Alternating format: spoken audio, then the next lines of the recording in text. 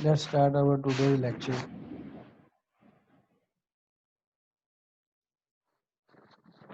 So today we will study chapter number 6, which is about stability of our system.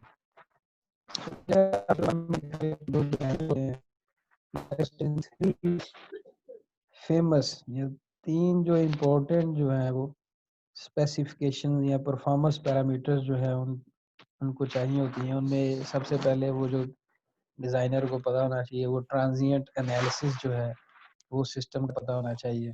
ठीक है, यानी transient response उसका पता होना चाहिए। दूसरा जो है वो सिस्टम स्टेबल है या नहीं है, स्टेबिलिटी उसकी पता होनी चाहिए। स्टेबिलिटी मीन्स क्या आपका कंट्रोल सिस्टम जो है क्या वो स्टेबल है या अनस्टेबल है। तो ये जो है वो डिज़ाइनर के लिए एक बड़ी इम्पोर्टेंट एक परफॉर्मेंस पैरामीटर है। और तीसरा जो है वो स्टेडी स्टेट एरर है।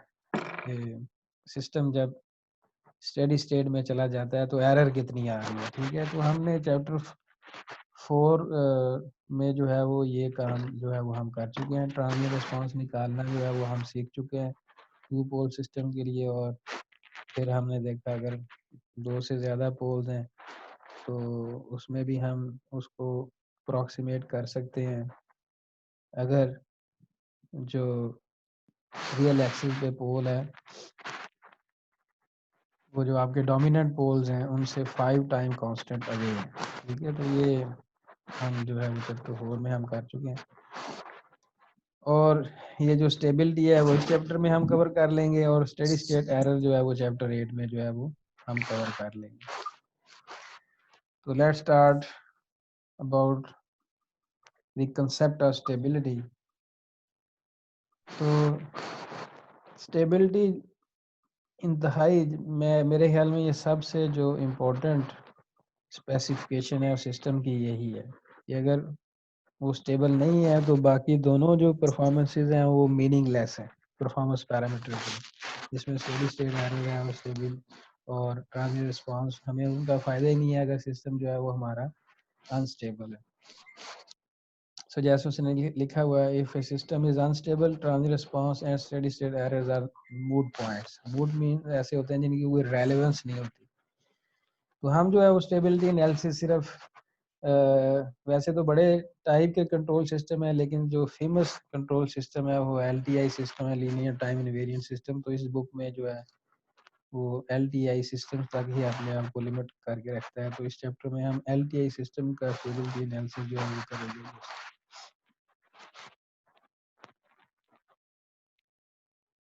तो जैसा कि हमने चैप्टर 1 में देखा था कि हम जो है वो आउटपुट को कंट्रोल करना चाहते हैं। कंट्रोल सिस्टम का जो हम बनाते हैं उसका मकसद ये है कि आउटपुट को कंट्रोल करें और अपनी जो डिज़ायर्ड वैल्यू है वहाँ तक ले आए। और ये जो आउटपुट को कंट्रोल करना है ये तभी मुमकिन हो सकता है कि अगर जो है हमारे पास जो सिस्टम का जो टोटल रिस्पांस है उसमें सिर्फ फोर्स रिस्पांस रह जाए और जो नेचुरल रिस्पांस है वो डिके हो जाए। क्योंकि जो टोटल रिस्पांस है that is equal to force response plus natural response. तो अगर कोई ऐसा सिस्टम है जिसका जो है वो natural response approaches to zero when time approaches to infinity, तो जब स्टेडी स्टेट आएगी, ठीक है, तो उस वक्त सिर्फ सिस्टम में कौन सा रिस्पांस रह जाएगा? फोर्स रिस्पांस, क्योंकि नेचुरल रिस्पांस क्या कर चुका होगा? डीके कर चुका होगा आपने।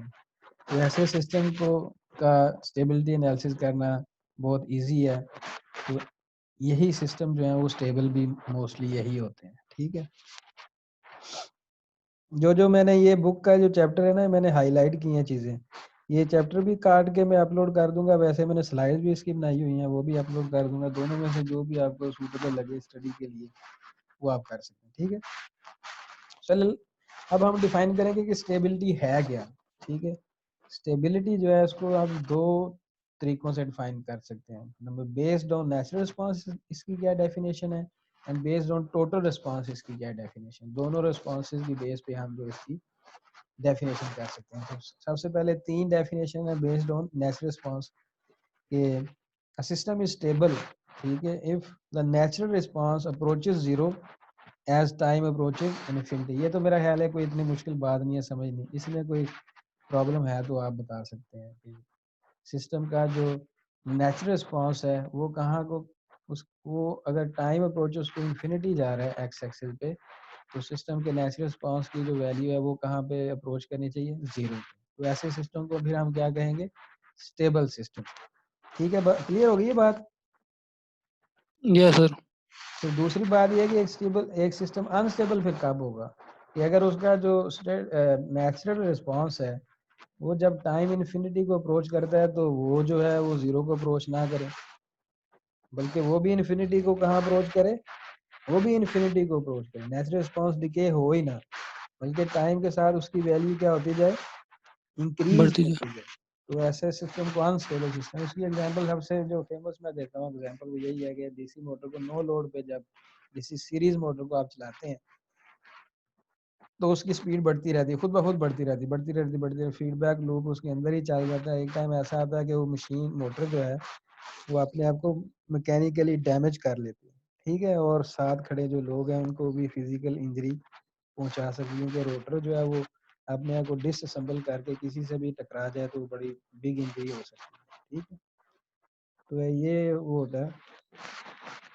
सिमिलरली लेट से आपके पास एक सिस्टम है, आरएलसी सर्किट है, ठीक है, वैसे तो उसमें ऑसिलेशन अगर सुपर कनेक्टर लगे हो तो वो अनडैम्प्ड उसकी ऑसिलेशन होती रहती हैं, लेकिन जब रजिस्टर एज ए डैम्पर लगा होता है तो उसकी ऑसिलेशन पहले ज़्यादा होती हैं, ऑसिलेशन की स्विंग फिर ऐसा ऐसा कम होती कि वो कहाँ पे चली जाती है, स्टेडी स्टेट उसकी आ जाती है। लेकिन अगर ऐसा ना हो कि स्टार में जो ऑसिलेशन है उनकी स्विंग कम हो, फिर टाइम के साथ वो स्विंग बढ़ती जा रही है और अनकंट्रोलेबल हो गई, कोई उस स्विंग का कोई बाउंड ही नहीं, ठीक है, यानी मैग्नीट्यूड जो है उन स्विंग्स की पीक वैल्यू टाइम के साथ इंक्रीज करती जा रही है, तो ऐसे सिस्टम को हम क्या कहेंगे, अनस्टेबल सिस्टम।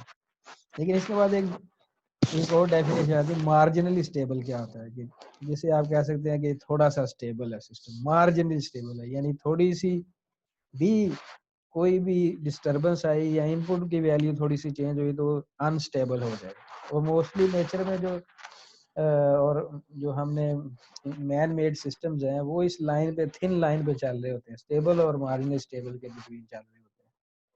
क्योंकि सिस्टम जो है कम्प्लेक्स सिस्टम हो तो जाहिर बात है उस पर बहुत ज़्यादा इनपुट्स आ रही होती हैं एक्सटर्नल, और सिस्टम की अपनी इनपुट्स भी आ रही, डिस्टर्बेंसेस भी आ रही होती हैं, तो वो सिस्टम जो है वो रोबस्ट होना उसका थोड़ा सा डिफिकल्ट हो जाता है। रोबस्ट क्या मीन्स ये होता है कि वो स्टेबल, काफ़ी ज़्यादा स्टेबल हो, वो इतना पॉसिबल नहीं होता। तो वो सिस्टम जो होता है वो डिस्टर्बेंस प्रोन होता है, थोड़ी सी भी डिस्टर्बेंस आए या इनपुट की वैल्यू थोड़ी रेंज से बाहर हो तो वो सिस्टम जो है वो अनस्टेबल हो जाता है।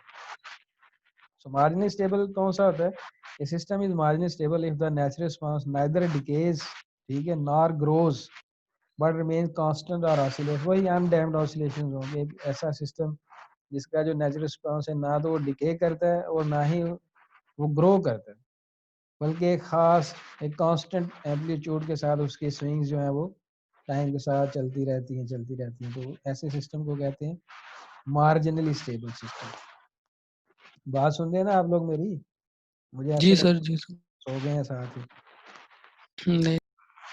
अच्छा, उसके बाद ये तो थी तीन डेफिनेशन तीनों सिस्टम की, स्टेबल, मार्जिनली स्टेबल और अनस्टेबल की, बेस्ड ऑन नेचुरल रिस्पांस। हाँ, बेस्ड ऑन टोटल रिस्पांस हम उन्हें बीबो भी कहते हैं। वो क्या है अभी पता चल जाएगा। A system is stable if every bounded input yields a bounded output. Bounded ये होता है कि इनपुट की एक बाउंड्री हो, यानी इनपुट एक खास रेंज में आप दे सकें, तो आउटपुट भी एक खास रेंज में अगर आ जाए और उससे बाहर ना जाए तो ऐसे सिस्टम को भी क्या कहते हैं, stable web system. Stable. Every input की बात हुई है, एवरी बाउंडेड इनपुट, ठीक है। अब इसमें एक बात आप बुक अगर पढ़ेंगे तो वो बताता है कि कुछ सिस्टम ऐसे होते हैं उनका नेचुरल रिस्पांस देखें तो वो स्टेबल नजर आते हैं, लेकिन समटाइम्स कोई एक खास ऐसी इनपुट दें अगर उस सिस्टम को तो वो अनस्टेबल हो जाता है, ठीक है। तो इसलिए फिर हम टोटल रिस्पांस के लिहाज से देखते हैं कि टोटल रिस्पांस को हमने चेक करना है, और कोई भी बाउंडेड इनपुट अगर दें, कोई भी बाउंडेड इनपुट, और जो है एवरी बाउंडेड इनपुट, के लिए आउटपुट भी बाउंडेड आए तो ऐसे सिस्टम को हम क्या कहते हैं, स्टेबल। बाउंडेड मीन उसकी कोई बाउंड्री है, ग्रो नहीं कर रही आउटपुट, मुसलसल ग्रो करती नहीं जा रही, ठीक है। बाउंडेड ना होने का मतलब है कोई बाउंड्री नहीं। तो अगर सिस्टम की हर बाउंडेड इनपुट के लिए एक बाउंडेड आउटपुट है तो वो स्टेबल है। अनस्टेबल कौन सा होगा, कि अगर बाउंडेड इनपुट है लेकिन आउटपुट अनबाउंडेड है। क्लियर है ना ये बात। अनस्टेबल कौन सा होगा, इनपुट आपने दी है उसे बाउंडेड, एक खास रेंज में आपने इनपुट दे दी, लेकिन आउटपुट जो है वो आउट ऑफ बाउंड्स चली गई, उसकी कोई बाउंड्री नहीं है तो अनबाउंडेड हो जाएगा। तो फिर उसने कहा कि जी नुकसान क्या है जब सिस्टम की जो आउटपुट है वो आउट ऑफ बाउंड्स चली जाती है। Physically an unstable system whose natural response grows without bound can cause damage to the system, उस सिस्टम को डैमेज वो कर सकता है, और साथ जो प्रॉपर्टी है एडजेसेंट प्रॉपर्टी उसको डैमेज कर सकता है, इवन ह्यूमन लाइफ को भी डैमेज कर सकता है। अब यहाँ पे एक बड़ा इंटरेस्टिंग क्वेश्चन है, how do we determine if a system is stable. एक तो हमने डेफिनेशन पढ़ ली है, लेकिन अब क्या मतलब, अब कोई ऐसी चीज़ें भी होनी चाहिए, कोई ऐसे टूल भी होने चाहिए जिनको हम देख के कह सकें कि सिस्टम स्टेबल है या नहीं स्टेबल। ठीक है, डेफिनेशन तो हमें पता चल गई कि नेचुरल रिस्पांस जो है वो अगर क्या कर रहा है, टाइम के साथ जीरो की तरफ जा रहा है तो स्टेबल है। लेकिन सिस्टम आपको पता है बड़े कम्प्लेक्स होते हैं, उसमें इतने ज़्यादा पोल्स समटाइम सिस्टम में होते हैं, ठीक है, 5-6 पोल 7-8 पोल्स भी हो सकते हैं। तो उनका नेचुरल रिस्पांस प्लॉट करना इटसेल्फ एक बहुत बड़ा चैलेंज है। ठीक है, तो आप पहले रिस्पांस प्लॉट करेंगे फिर देखेंगे कि ये स्टेबल है या नहीं। इसके लिए हमें कुछ और फिर जो है वो करना पड़ेगा। तो क्या कहते हैं, let's focus on the natural response definition of stability recall from our study of system poles. तो इट मीन यहाँ भी पोल्स का जो है वो रोल जो है वो आएगा, कि पोल्स जो है वो कुछ रोल प्ले करेंगे। तो हमें पता है कि पोल जब आपके एस प्लेन का आपको पता है ना, जिसमें रियल एक्सिस पे सिग्मा होता है, वाई एक्सिस पे जे ओमेगा होता है, उसे एस प्लेन कहते हैं। एस प्लेन की एक राइट साइड होती है, कौन सी होती है, लेफ्ट साइड। रीजन के राइट पे जो साइड होती है उसे राइट प्लेन कहते हैं, और रीजन के लेफ्ट पे जो साइड होती है उसे लेफ्ट प्लेन कहते हैं। तो आपको पता है कि लेफ्ट प्लेन पे यानी लेफ्ट साइड पे, ओरिजिन की लेफ्ट साइड पे अगर पोल्स हों तो दो तरह का सिस्टम का रिस्पांस हो सकता है। अगर पोल जो है वो रियल एक्सिस के ऊपर हो लेफ्ट साइड पे, ठीक है, तो वो जो रिस्पांस है वो एक्सपोनेंशियली डिके करता है। ठीक है, जैसे सिग्मा रियल एक्सिस पे सिग्मा होता है, तो -5 के ऊपर या -6 के ऊपर या -3 के ऊपर अगर कोई पोल है तो उसका डिके कांस्टेंट जो है वो 1/अल्फा होता है, यानी टॉ जो होता है वो, यानी 1/5 के लिहाज से, या 1/3 जो जहाँ भी वो पोल है रियल एक्सिस पे on the left side of the S plane. तो अगर रियल एक्सिस के ऊपर है, या फिर वो पोल कहाँ पे होता है लेफ्ट साइड पे ही है, लेकिन प्लेन के ऊपर एक्सिस के ऊपर नहीं होता बल्कि ऊपर होता है। उसपे एक रियल पार्ट भी होता है, दूसरा कौन सा पार्ट होता है, इमेजिनरी। इमेजिनरी। तो लेफ्ट साइड के ऊपर दोनों तरह के पोल हो सकते हैं, रियल एक्सिस के ऊपर भी हो सकते हैं और या फिर उस प्लेन के ऊपर हो सकते हैं, और उसमें रियल और इमेजिनरी दोनों पार्ट होंगे। रियल पार्ट उसी तरह एक्सपोनेंशियल डिके कंपोनेंट को इंट्रोड्यूस करवाएगा, और ये जो इमेजिनरी कंपोनेंट होगा उसका कॉम्प्लेक्स पोल का, वो क्या इंट्रोड्यूस कराएगा, साइनोसाइड्स को इंट्रोड्यूस कराएगा। ये आपको पता ही।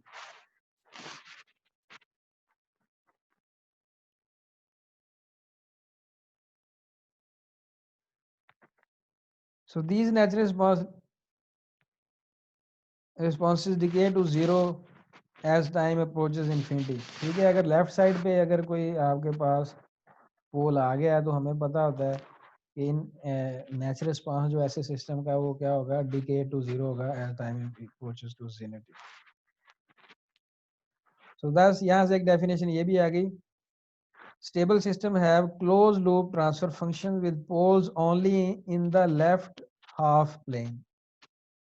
पोल्स के लिहाज से स्टेबिलिटी की डेफिनेशन, कि पोल्स को देख के आप कह सकते हैं सिस्टम स्टेबल है या नहीं है। ये क्लियर है ना मेरी यस बात। सर। तो अगर पोल्स एस प्लेन में लेफ्ट साइड पे हो, सारे के सारे पोल कहाँ पे हो, ओरिजिन से लेफ्ट पे हो, लेफ्ट तो हम ऐसे सिस्टम को कह सकते हैं स्टेबल सिस्टम। कौन सा सिस्टम हम कह सकते हैं अभी, स्टेबल सिस्टम। स्टेबल। लेकिन बात हो रही है close loop transfer function host का, क्योंकि जो ओपन लूप सिस्टम है उनकी तो स्टेबिलिटी का क्वेश्चन ही कोई नहीं। ओपन लूप सिस्टम जो है वहां तो वो होते ही अनस्टेबल है, थोड़ी सी भी कोई डिस्टर्बेंस आई वो अनस्टेबल हो जाएंगे। हमने क्लोज लूप क्यों लगाया होता है? फीडबैक ही होता है ना क्लोज लूप। क्लोज लूप का मतलब क्या होता है? फीडबैक प्रोवाइड करना। और फीडबैक प्रोवाइड करना क्यों करते हैं हम? सिस्टम को मुख्तलिफ डिस्टर्बेंस से ऑटो करेक्ट करने के लिए, ठीक है। जैसे वो रडार की एग्जांपल थी कि आपने एक रेंज पे सेट किया हुआ है, आपके पास सिग्नल आ रहा है, लेकिन जो है वो अगर लेट से वो मोटर जो है लेट से विंड आई है तो आपका एंटीना जो है वो थोड़ा सा शिफ्ट हो गया, तो फिर मोटर जो है उस शिफ्ट को सेंस करेगी, फीडबैक सिग्नल मिलेगा उतने डिग्रीज का, और डिग्रीज को वोल्टेज से जाहिर बात है सेंसर भी अपने आउटपुट वोल्टेज में कन्वर्ट करेगा, और फिर मोटर को वो सिग्नल जाएगा। एक्चुएटर जो मोटर एज एक्चुएटर यूज हो रही है वो दोबारा फिर आपका जो रडार है उसे उसी पोजीशन पे लेके आ जाएगी आफ्टर सम टाइम, ठीक है। ये होता है फीडबैक में। लेकिन अगर ओपन लूप फीडबैक ना दिया होता तो वो आपने सेट कहीं किया होना था, थोड़ी देर आप देखते तो जो है वो कहीं पे वो सिग्नल उसने कैच करते होना था रडार में, ठीक है। तो ओपन लूप की बात नहीं हो रही, किस सिस्टम की बात हो रही है? Close loop system. क्लोज। तो क्लोज लूप सिस्टम का ट्रांसफर फंक्शन आप निकालें कोई भी, और उसके पोल्स देखें, अगर पोल्स अगर सारे लेफ्ट साइड पे हैं प्लेन के तो वो सिस्टम स्टेबल होगा। इस तरह एक और डेफिनेशन है, thus unstable system have closed loop transfer function with at least one pole in the right half plane। लेकिन अगर कोई ऐसा सिस्टम है जिसके ट्रांसफर फंक्शन आपको पता है और फिर आपने उसके पोल निकाले हैं, तो अगर कम अज कम एक भी पोल जो है वो राइट साइड पे आ गया, एस प्लेन की कहाँ पे आ गया भाई? राइट साइड पे, तो सिस्टम अनस्टेबल हो जाए। सिस्टम को हम क्या कहेंगे? Unstable system. अनस्टेबल। या फिर क्या है दूसरा, एक और डेफिनेशन है, या राइट साइड पे आ जाए एक पोल एंड स्लैश और, या दूसरा ये केस भी हो जाए कि imaginary axis, some time poles आपको पता है ना राइट साइड पे होते हैं ना लेफ्ट साइड पे होते हैं, बल्कि कहाँ पे होते हैं? इमेजिनरी। एक्सिस के ऊपर होते हैं। तो अगर राइट साइड पे एक पोल आ जाए, कम से कम एक भी अगर आ गया तो सिस्टम अनस्टेबल है। या या या ये हो जाए या ये हो जाए, या दोनों कंडीशन सेटिस्फाई हो जाए कि राइट साइड पे एक पोल हो और इमेजिनरी एक्सिस के ऊपर भी पोल हो और उनकी मल्टीप्लिसिटी ग्रेटर देन वन हो, ठीक है। दोनों कंडीशन में अनस्टेबल हो जाएगी। यानी एक कंडीशन ये है कि इमेजिनरी एक्सिस पे कोई पोल नहीं है और एक पोल जो है या एक या एक से ज्यादा पोल राइट प्लेन पे चला गया, बाकी चाहे लेफ्ट प्लेन पे है, तो सिस्टम अनस्टेबल हम उसे कहेंगे। दूसरी कंडीशन ये है कि कुछ लेफ्ट साइड पे भी है नो डाउट, कुछ राइट पे भी है, और कुछ जो है वो एक्सिस के ऊपर भी है इमेजिनरी एक्सिस पे, तो फिर भी सिस्टम क्या हो जाएगा आपका? अनस्टेबल हो। अनस्टेबल। यानी तीसरा केस ये भी बन सकता है कि लेफ्ट पे है राइट पे कोई नहीं, लेकिन एक्सिस के ऊपर है इमेजिनरी, फिर भी अनस्टेबल। नहीं समझे बात?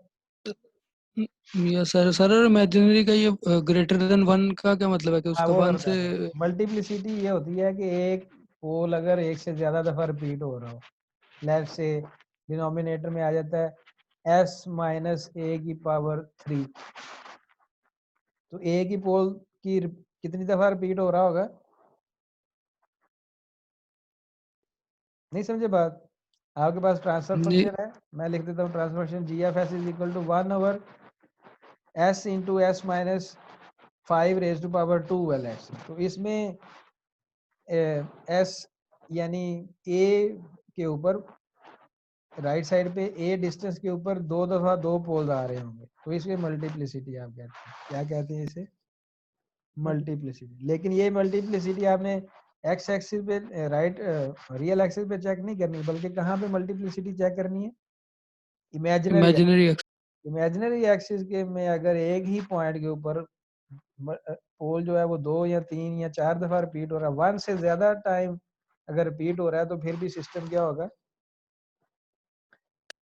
अनस्टेबल। अनस्टेबल हो। लेकिन अगर एक ही दफा है तो अनस्टेबल नहीं है।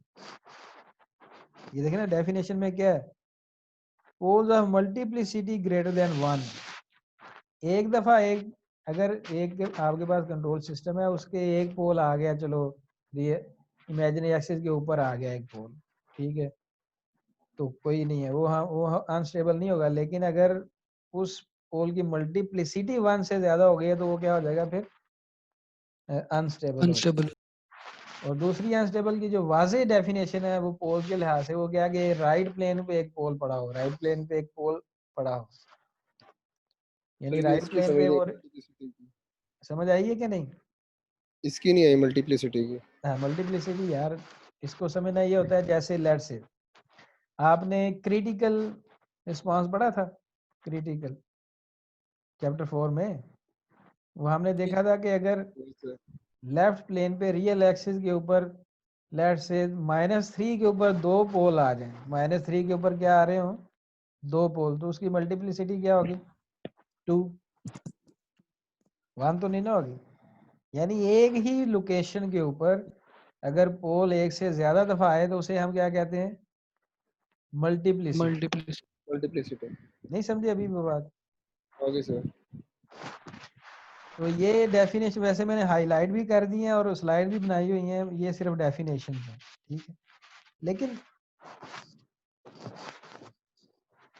फिर उसके बाद finally a system that has imaginary axis poles of multiplicity 1 yield pure sinusoid oscillation as a natural response, ठीक है। तो उसको हम क्या कहेंगे, अगर मल्टीप्लिसिटी सिर्फ 1 हो, 1 से ज्यादा हो तो वो तो अनस्टेबल है, या उसके पोल राइट साइड पे हो फिर भी अनस्टेबल है। लेकिन अगर राइट साइड पे कोई पोल नहीं है, सारे लेफ्ट पे हैं और एक्सिस के ऊपर भी पोल है लेकिन उनकी मल्टीप्लिसिटी क्या है, इमेजिनरी एक्सिस के ऊपर भी पोल है लेकिन उनकी मल्टीप्लिसिटी क्या है, 1 नहीं, तो ऐसे सिस्टम को हम कहते हैं marginally stable. Thus, marginally stable system have closed loop transfer function with only imaginary axis poles of multiplicity 1. Multiplicity क्या होगी उसकी, 1, and poles in the left hand पे। राइट प्लेन पे पोल गया वो तो टोटली अनस्टेबल है। फिर उसके बाद मल्टीप्लिसिटी के लिहाज से भी देखना था कि अगर राइट पे पोल नहीं है या है अगर, और इमेजिनरी एक्सिस पे भी पोल्स हैं और उनकी मल्टीप्लिसिटी 1 से ज्यादा है, फिर भी वो अनस्टेबल है। और लेकिन एक स्पेशल केस में ये आ गया कि राइट पे कोई पोल नहीं, लेफ्ट पे पोल है और पोल जो है वो इमेजिनरी एक्सिस के ऊपर भी है लेकिन उनकी मल्टीप्लिसिटी 1 है, तो ऐसे सिस्टम को हम क्या कहेंगे भाई, मार्जिनली स्टेबल। तो अभी तक हमने स्टेबिलिटी तीनों केसेस की, स्टेबल, अनस्टेबल और मार्जिनली स्टेबल की डेफिनेशन 3 तरीकों से की है, based on natural response, based on total response और फिर based on location of poles. ये तीनों मैंने हाईलाइट कर दी। यहाँ पे ये जो दो डेफिनेशन है ये बेस्ड ऑन नेचुरल रिस्पांस है, फिर बीबो आ गया यानी बाउंडेड इनपुट और बाउंडेड आउटपुट के लिहाज से तीनों की डेफिनेशन आ गई। और फिर ये जो ज्यादा मैंने हाईलाइट किए हैं डार्कली, ये है पोल्स के लिहाज से, ये ऊपर स्टेबल सिस्टम की डेफिनेशन है, ये अनस्टेबल सिस्टम की डेफिनेशन है, और ये सारा पैराग्राफ क्या है, ये किस चीज को शो करता है, मार्जिनली स्टेबल। तो मैं दोबारा इन तीनों को एक दफा रिपीट कर दूं या डेफिनेशन है, इनमें कोई कंसेप्ट तो है नहीं है डेफिनेशन से, या आप कर लेंगे फिर, वैसे भी याद हो गई होंगी अब आपको। जी सर ठीक है। तो ये देखें जरा, ये सिस्टम है आपके पास, इसका जब आपने एस प्लेन में पोल जीरो ग्राफ बनाया तो ये आ गया। अब ये सिस्टम क्या होगा, स्टेबल होगा या अनस्टेबल होगा? स्टेबल। स्टेबल होगा। स्टेबल होगा। ये देखें राइट साइड पे कोई पोल नहीं आ रहे हैं, पहली बात तो ये क्लियर। लेफ्ट पे पोल आ रहे हैं, वेरी गुड। लेकिन एक्सिस के ऊपर भी पोल्स हैं लेकिन उनकी मल्टीप्लिसिटी 1 है, तो ये स्टेबल है लेकिन मार्जिनली क्या है, स्टेबल। ये सिस्टम क्या है, स्टेबल। ये उसका रिस्पॉन्स ये देखें कुछ टाइम के बाद क्या हो जाता है, स्टेबल हो ही जाता है, ठीक है। व्हाट अबाउट दिस, ये सिस्टम का ट्रांसफर फंक्शन है, ये देखें ये ट्रांसफर फंक्शन था, ये आउटपुट थी, आउटपुट से फीडबैक इनपुट पे दिया हुआ है, और ये जो है स्टेप इनपुट का लेप्लास ट्रांसफॉर्म है 1/s। तो ये जो है वो, इसका भी जब एस प्लेन में ग्राफ है तो अब ये इस तरह का ग्राफ आ गया। इसमें देखें इमेजिनरी एक्सिस के ऊपर भी पोल्स हैं और इधर भी पोल्स हैं, ये दो पोल्स राइट प्लेन पे आ गए हैं, और हालांकि लेफ्ट साइड पे भी पोल है, ठीक है ना। तो ये सिस्टम, इसका रिस्पांस देखें कैसे, इसकी ऑसिलेशन जो है वो डिके नहीं हो रही बल्कि क्या हो रही है, बढ़ रही है। बढ़ रही है। तो ये सिस्टम स्टेबल नहीं है, ये क्या है, सिस्टम अनस्टेबल है, ठीक। और ये सारे क्लोज लूप के, ये देखें ये भी क्लोज लूप था और इधर भी क्या था, क्लोज लूप। ये सिर्फ समझाने के लिए कि स्टेबल सिस्टम की पोल जीरो ग्राफ कैसा नजर आता है और अनस्टेबल सिस्टम का जो है वो कैसा नजर आता है। और इसमें मार्जिनली भी, ये मार्जिनली का ही है असल में, ये वाला ग्राफ किसका, मार्जिनल स्टेबल का पोल जीरो ग्राफ। इमेजिनरी के ऊपर तो नहीं है ना, वो तो कॉम्प्लेक्स पोल है जो। हाँ ये इसमें नहीं है, ये कम्प्लेक्स पोल है, 3 ही पोल होंगे ना यार, ये देखो 1 2 3 या यहाँ सर 3 ही पोल हमें नजर आ रहा है। वो तो वैसे उसने ये तो लिमिट्स लगाई हुई है, निशान लगाए हुए हैं वैसे। वैल्यूज के। एक्सेस को थोड़ा सा वो किया हुआ है, नॉर्मलाइज किया हुआ है, ठीक है। सही तो है। 3 पोल 3 ही है इसमें, क्योंकि यहाँ से हमें पता चल रहा है 3 पोल होंगे। अगर ये क्लोज लूप ना होता तो फिर पोल कहाँ पे होने थे, S-1 S-2 पे होने और S0 पे होना था, ठीक। लेकिन चूंकि ये अब क्लोज लूप नहीं है और फीडबैक है, तो फीडबैक यही तो वो चैप्टर 5 में करता है कि जब ऐसे ये ब्लॉक डायग्राम हम इसका निकालना चाहते हैं सिंगल ट्रांसफर फंक्शन, इस केस में अभी फीडबैक इन्वॉल्व है, तो एक फार्मूला लगेगा जिससे ये फीडबैक भी खत्म हो जाएगा और फिर नीचे सिस्टम और उसके जो डिनोमिनेटर है थोड़ा चेंज होके बनेगा। ये चैप्टर 5 में हम सीखेंगे, वो लेक्चर जो है वो अपलोड मैं कर दूंगा, बड़ा आसान है वो भी। तो इसी तरह होता है कि आपने जो आपके पास क्या है उसे कहते हैं ब्लॉक डायग्राम है थोड़ी सी बड़ी, उसमें डिफरेंट सब सिस्टम छोटे छोटे लगे हुए हैं, हर सिस्टम का एक छोटा सा ट्रांसफर फंक्शन है और वो मिलके एक बड़ा सिस्टम बना रहे हैं। तो हम चाहते हैं कि जो टोटल रिस्पांस है, टोटल ट्रांसफर फंक्शन है सिस्टम का, इक्विवेलेंट जिसे हम कहते हैं, इक्विवेलेंट ट्रांसफर फंक्शन सिस्टम का निकला है। तो उसके लिए स्टेप बाय स्टेप हम कैसे बड़ी सी ब्लॉक डायग्राम को एक सिंगल ब्लॉक में कन्वर्ट कर लेते हैं, ठीक है। वो चैप्टर 5 में हम करेंगे, इजी है वो आज इंशाल्लाह अपलोड कर दूंगा।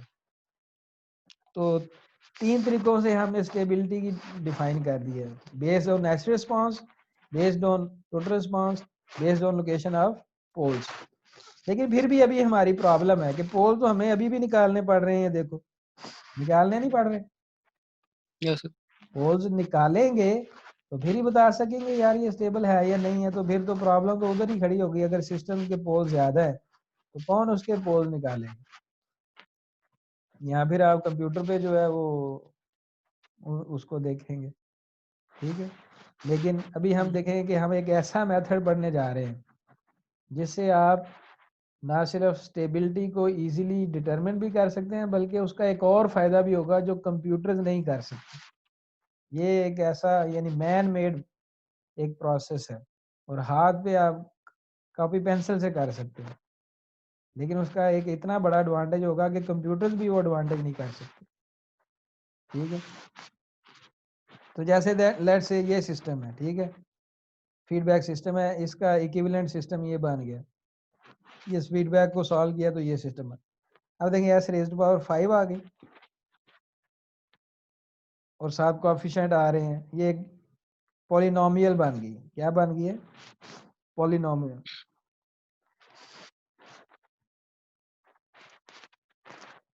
अच्छा, ये पॉलिनोमियल बन गई है तो इसको अभी भी हमें प्रॉब्लम है कि इसके 5 बनेंगे पोल्स, और फिर जब उनको हम लोकेशन उनकी देखेंगे कि वो पोल्स कहाँ पे हैं, वो हमें नहीं पता चल रहा है, या पता चल रहा है, कौन बता सकता है। नहीं सर, ये सोल्व नहीं हो, सोल्व मुश्किल से हो गया। S5 है। एस रेज़ टू पावर 5 है तो हमें ये पता है कि ये पॉलिनोमियल में 5 पोल्स होंगे, लेकिन उनकी लोकेशन का ही नहीं पता, पता नहीं चल रहा यस लोकेशन। सर। प्रॉब्लम उधर ही खड़ी है हमारी। स्टेबिलिटी क्या हम बता सकते हैं ऐसे सिस्टम की कि ये स्टेबल होगा या अनस्टेबल होगा या नो सर। मार्जिनली स्टेबल होगा, नो प्रॉब्लम है ना सर। ये। तो नो इसके सर। इसके हल के लिए हम आगे वो जो राउथ हॉर्विट्ज क्राइटेरिया है वो देखेंगे, लेकिन उससे भी पहले मैं थोड़ा सा इसको मजीद एक्सप्लेन कर दूं।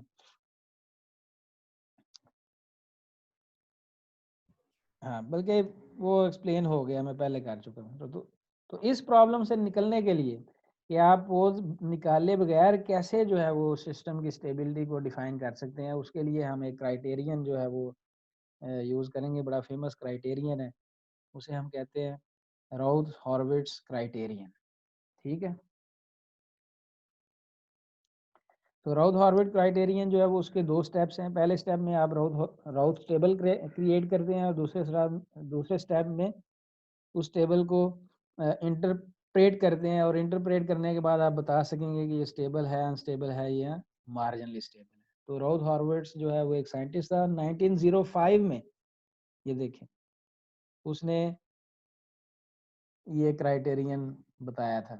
ठीक है, ये पता नहीं उसकी डेट ऑफ बर्थ है या उस साल उसने बताया था, ये अब मुझे नहीं पता। बहरहाल काफ़ी ओल्ड जो है ये उसका काम है। उस वक्त कंप्यूटर्स जो है वो तो इतने एडवांस थे ही नहीं। ठीक है, लेकिन आज तक कंट्रोल सिस्टम में ये क्राइटेरियन की जो है वो एप्लीकेशन है, मानी जाती है, और इसका बड़ा फ़ायदा, सबसे बड़ा फ़ायदा क्या है, लेट से उसने लिखा भी हुआ है कि आप एक ट्रांसफ़र फंक्शन निकालते हैं सिस्टम का। ठीक है, ये बात अगर गौर से सुननी, ट्रांसफ़र फंक्शन निकाल लेते हैं और उसमें एक अननोन है, उसमें क्या है, डिनोमिनेटर में क्या है, एक अननोन। समझ रहे हैं बात मेरी गौर से या नहीं? Yes sir. Yes sir. अब अगर आप कंप्यूटर्स को वो दे दें एज इनपुट ट्रांसफर फंक्शन और अननोन फाइंड करने को कहें, तो कंप्यूटर क्या करेगा, उसे कोई मैकेनिज्म तो आता नहीं है। हिट एंड ट्रायल से, कैलकुलेटर से भी अगर आप करना चाहें, यानी एक अननोन आ गया ट्रांसफर फंक्शन में और उस अननोन की एक खास रेंज है, यानी उस रेंज से बाहर अगर उस अननोन की वैल्यू लेंगे तो सिस्टम अनस्टेबल हो जाएगा, और उस रेंज के अंदर अगर वैल्यू लेंगे तो सिस्टम क्या होगा, स्टेबल होगा। तो वो रेंज जो है वो आपको कंप्यूटर या कैलकुलेटर नहीं बता सकते, वो हिट एंड ट्रायल ही करना पड़ेगा। अगर आपने कैलकुलेटर से करना है तो आप लेट से वो उस अननोन को मैं नेम दे देता हूँ के है वो अननोन। तो के की वैल्यू आप पहले लेट से 5 रखते हैं, फिर नहीं आया, सिस्टम अभी भी स्टेबल है, फिर आप 10 रखेंगे, फिर भी काम नहीं बना, फिर आप माइनस में जाने की कोशिश करते हैं, फिर आप मजीद इंक्रीज करते हैं, लेकिन सिस्टम अनस्टेबल ही रहता है। ठीक है, यहाँ लेट से अगर आ भी गया है, कोई खास वैल्यू रखने से स्टेबल आ गया है, तो आपको रेंज नहीं पता होगी कि ये किस किस रेंज में स्टेबल रहता है और किस रेंज में स्टेबल नहीं रहता। ठीक है, तो कैलकुलेटर्स और कंप्यूटर्स जो है यहाँ आके फेल हो जाते हैं, लेकिन क्राइटेरियन रूथ हॉर्विट्ज में आप देखेंगे कि वो आपको रेंज जो है, जिस रेंज में सिस्टम जो है वो स्टेबल रहेगा, वो बता देगा। तो इसकी इंपॉर्टेंस फिर आपको समझ आ गई है क्यों हम ये डिजाइनर्स के लिए इम्पोर्टेंट है। जो लोग भी सिस्टम डिजाइन करते हैं ना, कंट्रोल सिस्टम, वो इस क्राइटेरियन को यूज करते हैं, क्योंकि उसमें अननोन यूजुअली होते हैं, और अननोन्स की रेंज फाइंड करने के लिए हम फिर कंप्यूटर्स या कैलकुलेटर से हिट एंड ट्रायल मेथड तो नहीं कर सकते, तो फिर हम राउथ हॉर्विट्ज क्राइटेरियन को अप्लाई करते हैं, और वो जो अननोन के है उसकी रेंज हमारे पास आ जाती है, और हम उस के की वैल्यू फिर उस रेंज में ले लेते हैं। क्लियर हुई बात या नहीं? Yes sir. सर गेन, के गेन है। कोई भी अननोन है यार, कोई भी अननोन है कि वो हम देखेंगे। लेट से लिखा हुआ है ट्रांसफर फंक्शन के नीचे एस प्लस के, क्या लिखा हुआ है, एक फैक्टर बना एस हुआ है प्लस। एस प्लस के।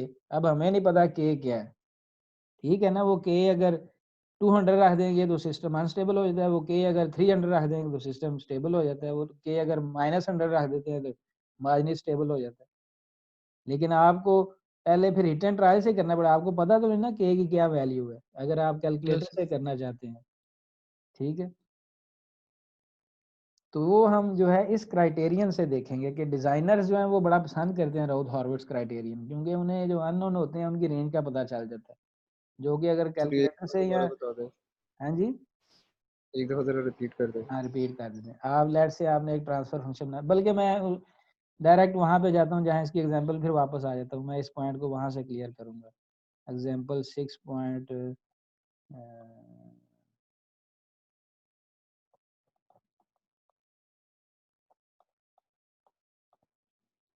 हाँ ये के आ रहा है ऊपर, ये देखें, यस। ट्रांसफर यस फंक्शन में सर। के आ रहा है ना, इस के को यस अब सर। आप इसके इसकी मुख्तलिफ वैल्यू लेंगे तो आपको पता चलेगा सिस्टम स्टेबल है या नहीं स्टेबल। ठीक है, मुख्तलिफ वैल्यू हिट एंड ट्रायल से फिर आप करेंगे, जाहिर बात है, ऊपर भी के आ रहा है, नीचे भी के आ रहा है, यहाँ तो अगर सिर्फ नीचे के आया होता तो हम फिर उसको इक्वल टू 0 रख के पोज निकालते तो हमें के पता चल जाता। लेकिन अगर ऊपर ना होता के जो है ऊपर ना होता, सिर्फ नीचे होता है डिनोमिनेटर में, फिर तो इसको निकालना बड़ा इजी था, क्योंकि पोज निकालने के लिए इस इक्वेशन को इक्वल टू 0 रखते हैं ना आप। किसके इक्वल रखते हैं? 0। 0, और वहां से फिर के की इंफॉर्मेशन निकल आती। लेकिन इस केस में आप नहीं निकाल सकते, क्योंकि के जो है वो इन्फ्लुएंस कर रहा है आपके पूरे ट्रांसफर फंक्शन को। तो फिर ये जो अननोन है के, इसको हिट एंड ट्राई से निकालना पड़ेगा, और उसके लिए कैलकुलेटर या इवन कंप्यूटर भी आप यूज़ कर सकते थे, लेकिन वो एक लेंथी प्रोसेस है और उसमें कोई सक्सेस की सर्टेनिटी नहीं है। हो सकता है पहली दफ़ा ही आप हिट करें और सक्सेस हो जाए, और या फिर आप हिट हिट करते रहें और फिर भी आपका जो है वो पता ना चले कि के की वो कौन सी खास वैल्यू है जहाँ पे सिस्टम जो है वो स्टेबल या अनस्टेबल या मार्जिन स्टेबल हो रहा है। तो इसके लिए फिर राउथ हॉर्विट्ज क्राइटेरियन ही एक ऐसा प्रोसेस है जो आपको के की वो रेंज बता देगा जहाँ पे वो क्या हो जाएगा, स्टेबल हो जाएगा। ठीक है, नहीं बात अभी भी समझ आई भाई? आ गया सर। अच्छा चलो, तो असल में ये तो सारी डेफिनेशन, अब काम सिर्फ प्रॉब्लम सॉल्व करने तक आ गया। पूरा चैप्टर यहाँ पे उसकी थ्योरी खत्म हो गई है। ये कितनी मजे की बात है। आगे कुछ भी नहीं, आगे सिर्फ एग्जांपल्स हैं और प्रैक्टिस है जो हमने करनी है। कुछ स्पेशल केसेस बन जाते हैं। तो राउथ हॉर्विट जो क्राइटेरियन, इसके दो स्टेप्स हैं: generate data table called a राउथ table, and second interpret the राउथ table. यानी पहले टेबल बना लेंगे और फिर हमें पता होना चाहिए कि इस टेबल से जो इन्फॉर्मेशन आई है उसको इंटरप्रेट कैसे करना है। इंटरप्रेशन ही बताएगी कि ये स्टेबल है, अनस्टेबल है या मार्जिन स्टेबल। तो इस सीखते हैं कैसे टेबल बनाते हैं। लेट्स से जेनेरिक, ये आपके पास एक ट्रांसफर फंक्शन गिवन है, जेनेरिक गिवन है, ठीक है। नीचे A4 है, कॉफिशिएंट है S4, पॉलिनोमियल की डिग्री जो है, इसका जो S4 वाली टर्म है उसका कॉफिशिएंट A4 है, S3 वाली टर्म है उसका A3 एंड सो ऑन। तो टेबल आपने कैसे बनाना है? आपने करना है ऐसे है, ये जो डिनोमिनेटर है, ये देखें, since we focus our attention on the denominator, denominator में जो हाईएस्ट डिग्री है उसका कोएफिशिएंट लिखना है आपने इधर। पहले तो ये जितनी भी डिग्रीज वाली टर्म्स हैं उनको आपने लिख लेना है।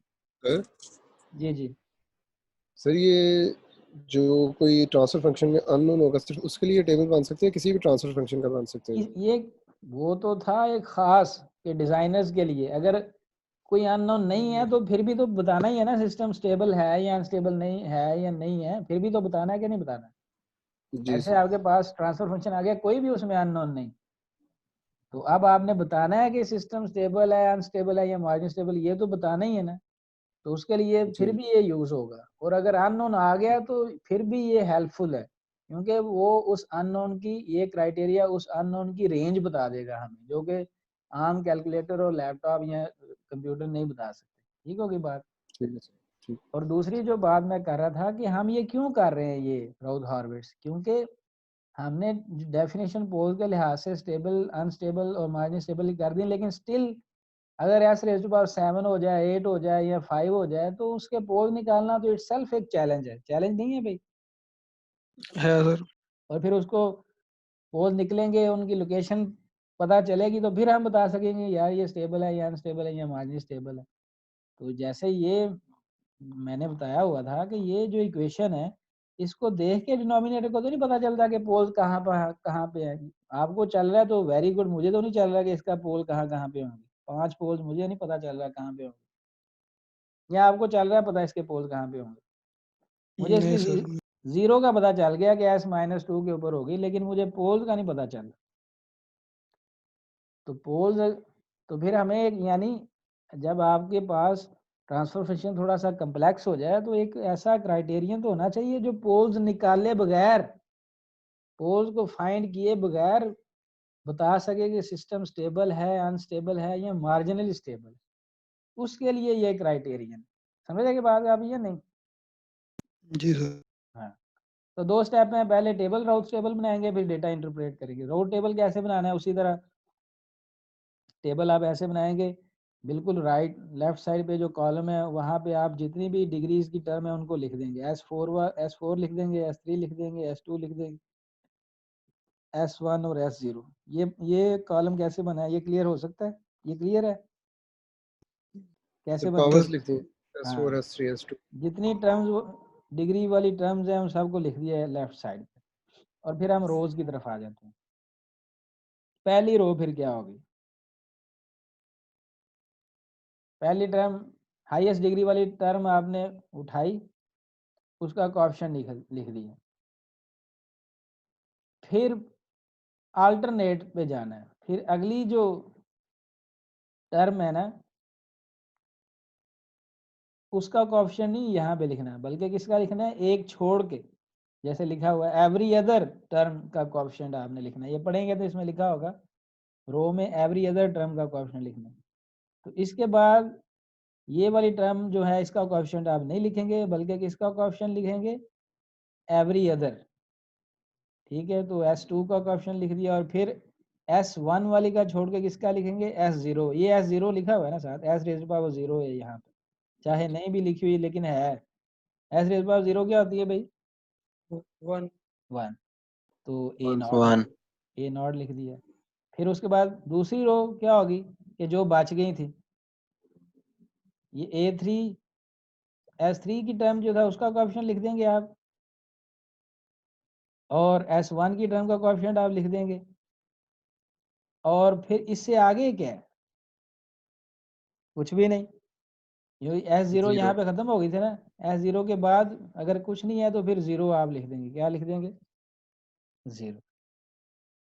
ये इनिशियल लेआउट है रोज टेबल का। ये जिसको नहीं बनाना आता वो अभी पूछ ले, क्योंकि यही हमने हर एग्जाम्पल में काम करना है, ये वाला। हाँ भाई, ठीक है सर। पहला जो कॉलम लेफ्ट साइड पे बनाया गया, पहला कॉलम, उसमें जितनी भी डिग्रीज हैं, जितनी भी टर्म्स हैं उनको लिख दिया। 0 with degree 0 with degree 1 with degree 2 with degree 3 and so on, जितनी भी मैक्सिमम डिग्री होगी। यानी 0 डिग्री से शुरू होना है आपने और हाईएस्ट तक जाना है, या हाईएस्ट से शुरू होना है और 0 तक आना है आपने। और फिर 2 रोज आपने बनानी है। पहली रो में आप हाईएस्ट डिग्री का कोएफिशिएंट लिखेंगे और फिर एवरी अदर टर्म का कोएफिशिएंट लिखते जाएंगे। और दूसरी में भी इसी तरह करेंगे कि जो बाकी टर्म्स बच गई थी उनके कोएफिशिएंट्स आप लिखते जाएंगे। ठीक है, ये बात क्लियर होगी या नहीं हुई भाई? होगी सर। होगी सर। अच्छा, इस लेक्चर को ध्यान से आपने सुनना है, बोर हो के नहीं पढ़ना। मज़ेदार इंटरेस्टिंग काम है और छोटा सा ये चैप्टर है। तकरीबन थ्योरी इसकी ख़त्म हो चुकी है सारी, अब सिर्फ प्रैक्टिस का काम है। टेबल बस बनाना जब आपको आगे आगे कुछ भी नहीं।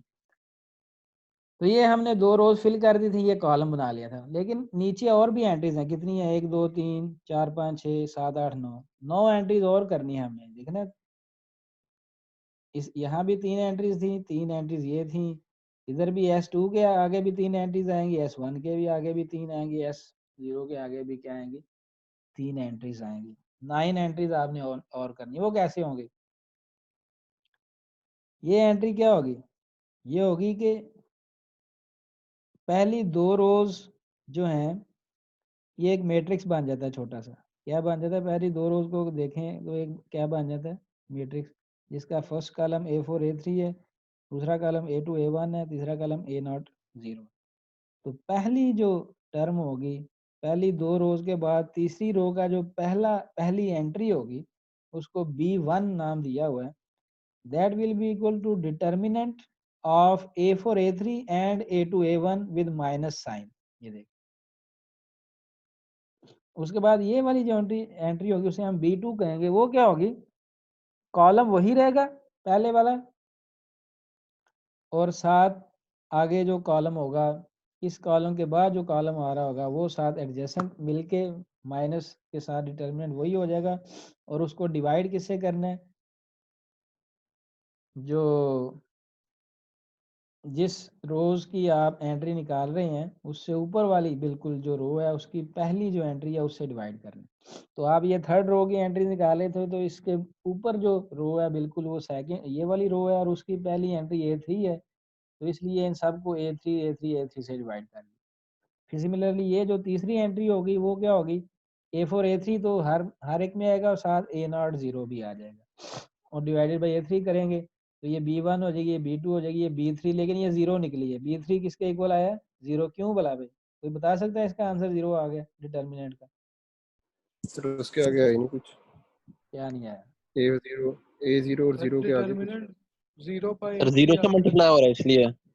हाँ, किसी भी डिटर्मिनेंट में अगर डिटर्मिनेंट का कोई भी ऑर्डर हो, अगर एक कॉलम 0 हो जाए तो उसका आंसर क्या होता है, 0 होता है। कॉलम 0 हो जाए या रो 0 हो जाए तो आंसर क्या हो जाता है, 0 हो जाता है। वैसे भी ये क्रॉस मल्टीप्लिकेशन करें, A4 into 0 minus A3 into 0 0 हो गया ना, नहीं? 2/2 मैट्रिक्स का डिटर्मिनेंट निकालना नहीं आता आपको? यस सर, 0 नहीं होगा ये वाला? 0 ही होगा 0 सर। होगा। ये B1 B2 कैसे निकली है तो पता चल गई या नहीं? Yes, जी sir. सर, डिटर्मिनेंट नहीं, ये एंट्रीज बीच में मैंने कौन सी लिखी है, ये क्लियर है ना ये? Yes, sir. Clear. हाँ, तो जब ये B1 B2 और B3 वैसे ये 0 आ गई, ये तीसरी रो भी कंप्लीट होगी। चौथी रो में फिर हम C1 किसके इक्वल होगा, कौन सी दो आएंगी? बिल्कुल ऊपर A3 B1 आएगा और साथ क्या आएगा, A1 B2, ठीक है, और डिवाइड बाई किससे करेंगे, B1 से। क्लियर है ये बात या नहीं? जैसे यस सर। थर्ड रो के हम यस सर। लिखेंगे, हाँ, तो इसी तरह ये प्रोसेस चलता रहेगा एंड सो ऑन, ये सारी एंट्रीज पूरी हो जाएंगी। लेकिन आप कहेंगे सर अब क्या, ठीक है राउट टेबल भी आप बना लिया तो क्या मतलब, इससे हमें क्या पता चला कि सिस्टम, हमें तो नहीं पता चला कि टेबल है अनस्टेबल है या मार्जिनली स्टेबल। आपने एक टेबल सा बनवा दिया, वो तो ठीक है, आपने इसका प्रोसेस भी बता दिया कि कैसे बनाना है, हम सारी एंट्रीज भी कर लेंगे, वेरी गुड। लेकिन हमें पता नहीं चला कि ये स्टेबल है या अनस्टेबल। तो इसे अब हमने ये जो टेबल बन जाएगा ना, ये वाला कंप्लीटेड टेबल, इसको अब इंटरप्रेट करना है। इसको क्या करना है भाई, इंटरप्रेट। तो इंटरप्रेट ऐसे करना है कि इसका ये जो पहला कॉलम है, ये तो वैसे कॉलम है ना, ये तो एंट्रीज क्या नाम है, टर्म्स का कॉलम है। इसको छोड़ के जो एंट्रीज जो अंदर की हुई हैं उनका जो पहला कॉलम है, उसमें आपने देखना है कि साइन कितनी दफा चेंज हुई है। क्या देखना है आपने, साइन चेंज कितनी दफा हुआ है। जैसे इस केस में A4 A3 B1 C1 D1 ये 5 है ना, चारों की साइन क्या है, प्लस। चारों की साइन क्या है भाई, प्लस ही है, कहीं माइनस साइन तो नहीं आई थी। तो नो सर। इंटरप्रिटेशन के लिए मैं आपको बताता हूँ। पहले नंबर पे तो ये उसने छोटी एग्जांपल दी, इसका उसने हमें राउट टेबल बनाना सिखाया है। तो बनेगा S3 S2 S1, ये बन जाएगा इसका S3 S2 S1 0 और एंट्रीज मैंने लिख दी ऊपर 1, फिर पहले इसको छोड़ के 31 और आगे 0, क्योंकि A0 है ही नहीं उसमें। इसका हमने टेबल बना सकते हैं इसका टेबल, राउट टेबल कंप्लीट या नहीं? उसी तरह आप कॉलम क्या बन जाएगा, S3 से लेके S0 तक आप जाएंगे और पहली दो एंट्रीज खुद कर देंगे, पहली दो रोज की। उसके लिए आपने हाईएस्ट से शुरू होना है। S3 का क्या है, 1, तो आपने 1 लिख दिया। उसके बाद एवरी अदर, तो S2 वाली टर्म छोड़ के S1 वाली पे आ जाना है। इसका ऑप्शन क्या है, 31, तो आपने यहाँ पे 31 लिख दिया। फिर इसको छोड़ना था और उससे आगे वाली पे जाना था, उससे आगे वाली नहीं है तो 0 आपने लिख दिया, ठीक है। सिमिलरली दूसरी रो में क्या आएगा, जो बच गई हैं, यानी S2 का ऑप्शन क्या हो गया, 10, तो आपने 10 लिख दिया। और ये फिर नहीं आएगा क्योंकि एवरी अदर आना है, तो अगला आएगा S0 का ऑप्शन आ जाएगा, तो वो 10 30 बनता है, ठीक है, वो लिख दिया आपने। और उसके आगे तो कुछ है ही नहीं, तो आप क्या लिखेंगे, 0, ठीक है। तो यहाँ था 10 10 30 और 0, लेकिन उसने 10 कॉमन निकाल लिया तो 1 1 0 3 और 0 लिख दिया। ये क्लियर है बात? जी सर। जी सर। Yes sir. अब ये बाकी एंट्रीज खुद बनानी, कैसे बनेंगी, 1 1 31 103 का डिटरमिनेंट विद माइनस साइन, तो और डिवाइडेड बाई इससे करना है जो ऊपर वाली बिल्कुल रो है उसकी पहली एंट्री से 1 से, तो ये -72 हो गया। फिर अगली यहाँ पे मिस्टेक है, इधर 1 1 कर लो, 1 0 नहीं, क्योंकि ये रो कॉलम सेम रहता है तीनों में। यहाँ पे मिस्टेक है, 1 1 है ये। 1 1 करेंगे और साथ ये तो कॉलम पहले में आ गया था, ये कॉलम फिर इसमें आएगा 1 0, तो इसका डिटरमिनेंट वैसे ही 0 है। और अगली में जाहिर बात है 1 1 आएगा और आगे सारे ही 0 0 ही होता है। अगर नहीं है कोई एंट्री तो उस कॉलम को पूरे को 0 0 लेना है, तो वो भी 0। तो ये बन गई -72 0 0। अब जो इसकी एंट्रीज होंगी वो क्या होंगी, 1 -72 और 103 and 0 whole determinant with minus sign और डिवाइड करेंगे इससे -72, ये हो गया। और एंड सो ऑन, आप बाकी भी आप निकाल लेंगे, वो 0 ही आ रही हैं सारी। तो अब आप इसमें देखें, इसमें साइन कितनी दफ़ा चेंज हुआ है, 1 1 -72 और 103, कितनी दफ़ा साइन चेंज हुआ है अभी? 2 दफा। 2 दफ़ा। तो अब इंटरप्रिटेशन क्या है? Routh-Horvath criterion declares that the number of roots of the polynomial that are in the right half plane के एक पॉलिनोमियल है जिसके हम रूट्स नहीं निकाल सकते, ऐसे तो पास 7 है या 8 है, रूट्स ही तो पोल्स होते हैं ना। तो क्राइटेरियन हमें ये बताता है कि चाहे आप रूट्स नहीं निकाल सकते, लेकिन आपको ये पता चल जाएगा राउथ-हॉर्विट्ज से कि कितनी रूट्स जो है वो राइट प्लेन में है, कितनी रूट्स जो है वो राइट प्लेन में है और कितनी रूट्स कहाँ पे हैं, लेफ्ट प्लेन पे हैं। ठीक है, यस। तो जो बाकी बचेंगी वो फिर कहाँ पे होंगी? लेट से आपको राइट प्लेन पे भी पता चल गई हैं, लेफ्ट प्लेन पे भी पता चल गई, तो बाकी कहाँ पे होंगी? एक्सिस के ऊपर, इमेजिनरी एक्सिस। एक्सिस। बिल्कुल, ये तो आप तो सियाने हो गए यार। तो राउथ-हॉर्विट्ज क्राइटेरिया जो है वो ये कहता है कि हम इस क्राइटेरिया से ये बात पता चला सकते हैं कि राइट प्लेन पे कितने रूट्स होंगे, और वो कितनी होंगी, रूट्स कितनी होंगी ये पता चल जाएगा, रूट्स कहाँ होंगी ये नहीं पता चलता राउथ-हॉर्विट्ज से। समझ रहे हैं बात या नहीं? Yes sir. यानी यस एस प्लेन में दो एस जो प्लेन है उसमें दो हाफ्स हैं, राइट हाफ है और लेफ्ट हाफ है, और एक तीसरा जो है वो उसका एक्सिस है। तो राउथ-हॉर्विट्ज आपको ये बता देगा कि लेफ्ट राइट साइड पे कितनी रूट्स हैं और कहाँ है ये नहीं बता सकता।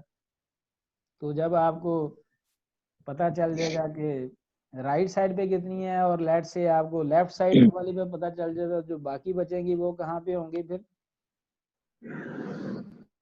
एक्सिस के ऊपर, इमेजिनरी हाँ एक्सेस पे। ठीक है। तो the Routh Hurwitz criterion declares that the number of roots of the polynomial that are in the right half plane is equal to the number of sign changes in the first column. तो इसमें कितनी sign changes हुई थी भाई? 2। तो it means इसके 3 तो roots होंगे, इसके टोटल रूट्स कितने थे? 3, उसमें से 2 कहाँ पे आ गए हैं? Right of. और एक जो होगा वो फिर कहीं लेफ्ट पे होगा, ठीक है, या ऊपर होगा, क्या नाम है, इमेजिनरी एक्सिस पे। तो जब हमें पता चल गया कि इसके 2 रूट्स जो हैं वो राइट प्लेन पे हैं, तो क्या ये सिस्टम स्टेबल है या अनस्टेबल है? अनस्टेबल। अनस्टेबल। तो अब आपने कोई रूट कैलकुलेट किया है, कोई पोल निकाला है? नहीं ना निकाला, सिर्फ वो राउथ टेबल बना के फिर देखा है कि उसके लेफ्ट कॉलम में साइन चेंज कितनी दफ़ा हो रही है। बिल्कुल लेफ्ट मोस्ट कॉलम में साइन, जितनी दफ़ा वो साइन चेंज होगी उतनी दफ़ा जो है वो हम उतना हम कह देंगे कि रूट जो है वो राइट प्लेन में। अगर पहले कॉलम में सारे माइनस रहते हैं तो कोई तो साइन स्टेबल चेंज नहीं रहेगा, है, वो स्टेबल कोई होगा। Sign change. साइन चेंज देखना है जस्ट आपने, जैसे इसमें साइन चेंज दो दफ़ा क्यों है, ये देखें, इधर पॉजिटिव साइन दी और माइनस हो गई, फिर माइनस से प्लस में चली गई, तो साइन चेंज कितनी दफ़ा हुई है? 2 दफ़ा। दो दो और अगर सारे माइनस ही रहते हैं तो वो स्टेबल सिस्टम है, क्योंकि उसके कोई रूट जो है वो राइट साइड पे नहीं होंगे, साइन। सारे लेफ्ट पे होंगे। सर ये हमने बस पहली रो देखी है, पहली रो देखनी है। पहली रो बस, राउथ टेबल की पहली रो नहीं, कॉलम देखा है हमने, क्या पहला देखें? Column column column. Left side से पहला कॉलम हमने देखा, राइट साइड वाला कॉलम नहीं देखना, वो तो अक्सर 0 होता है, ये वाला कॉलम देखना। ठीक है, अब आपने सारी डेफिनेशन भी सीख ली, अब आपने हमने मकसद भी देख लिया राउथ हॉर्विट्ज़ क्या कर रहे हैं, और फिर इसका कैलकुलेटर्स पे और कंप्यूटर पे जो मेन एडवांटेज है, जो डिज़ाइनर्स को क्यों पसंद है, वो भी देख लिया, क्योंकि ये अननोन की रेंज बताता है जो कि कैलकुलेटर वो नहीं बता सकते। फिर हमने ये भी देखा था कि अगर कम्प्लेक्स पॉलिनोमियल है तो उसके पोल्स जब तक नहीं निकलेंगे हम उसकी स्टेबिलिटी नहीं बता सकते। तो कोई ऐसी फिर टेक्निक है जिससे हम रूट्स निकाले बगैर, यानी पोल निकाले बगैर सिस्टम की स्टेबिलिटी को थोड़ा सा डिफाइन कर सके, तो वो राउथ हॉर्विट्ज़ क्राइटेरिया था। उस क्राइटेरिया में हम 2 स्टेप्स करते हैं, पहले स्टेप में टेबल बनाते हैं, दूसरे में डेटा इंटरप्रेट करते हैं। डेटा इंटरप्रेट क्या है? 2 लाइनों का डेटा इंटरप्रिटेशन है उसकी, कि अगर टेबल कंप्लीटेड टेबल है, जो टेबल कंप्लीट हो गया, उसका लेफ्ट मोस्ट कॉलम देखना है आपने, उसमें साइन चेंजेस कितनी दफ़ा हो रही हैं, जितनी दफ़ा साइन चेंजेस है उतने रूट्स कहाँ पे होंगे? लेफ्ट राइट प्लेन पे होंगे। क्लियर होगी बात? यस अब स्पेशल केसेस हैं, 0 only in the first column. ये हम देखते हैं कि ये स्पेशल केस क्या है। लेट्स से ये ट्रांसफर फंक्शन है आपके पास, इसका उसी तरह मैं S5 S4 S3 2 1 0 लिख दिया, और पहली रो क्या बनेगी? 1 3 5 एंड 0, 1 3 5 होगी, 1 3 5, S5 हो गया, 3 हो गया और 5 हो गया। ठीक है,